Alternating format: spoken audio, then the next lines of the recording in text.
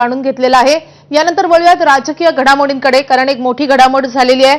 मोठ्या नाराजीनंतर काँग्रेसनं अखेर अंबादास दानवे यांना त्यांचा पाठिंबा जाहीर केलाय।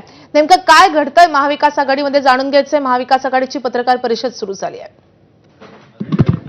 2019 ला भारतीय जनता पक्षाची लोकशाही विरोधातील भूमिका, त्यांची गुंडागर्दी, दंडेलशाही आणि सत्तेचा गैरवापर, सगळ्या संस्थांचा गैरवापर या पार्श्वभूमीवर शिवसेना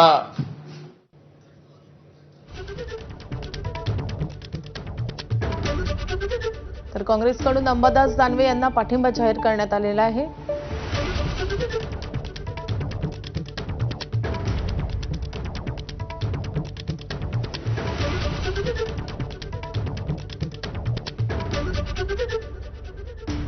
आज दीर्घ प्रकारची चर्चा आमची ही उद्धव बाळासाहेब ठाकरे शिवसेना गटाची आमच्या तिच्यासोबत झाली।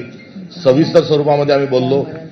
या निवडणुका लागल्या तेव्हा सर्वप्रथम काँग्रेस पक्षाचा प्रदेशाध्यक्ष नात्यानं मी सुप्रियाताईंना फोन लावला आणि तेव्हा महिला आरक्षणाचं विधेयक चालू असताना त्या देखील सभागृहात थोडा वेळ त्यांना मिळाला, तेव्हा बाहेरून त्यांनी चर्चा केली आणि मी त्यांना समन्वयाच्या अनुषंगाने त्यांना गळ घातली होती की कुठेतरी आपण समन्वयाची भूमिका ही घ्यावी आणि या सर्व निर्णयामध्ये आपण शेवटच्या दिवशीच्या आधी हे सर्व निर्णय होतील या अनुषंगाने त्यांच्याकडूनही मी अपेक्षा व्यक्त केली।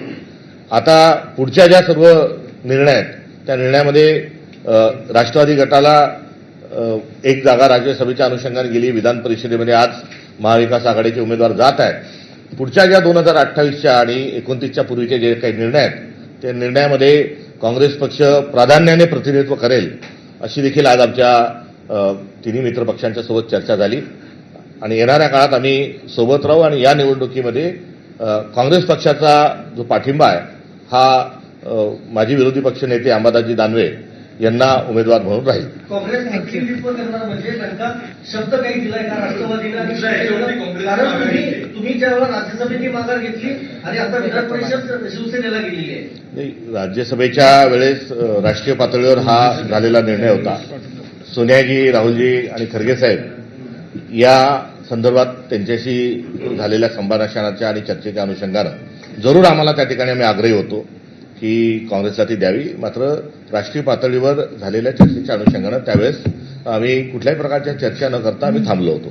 तुर्तास आज जो आहे त्या एकत्रित आम्ही लढू। काँग्रेस जो आहे त्याला प्रतिनिधित्व या राज्यसभेत आणि या विधान परिषदेत मिळालं नाही। प्राधान्याने काँग्रेसचा येणाऱ्या काळामध्ये प्रतिनिधित्व त्या ठिकाणी राहील।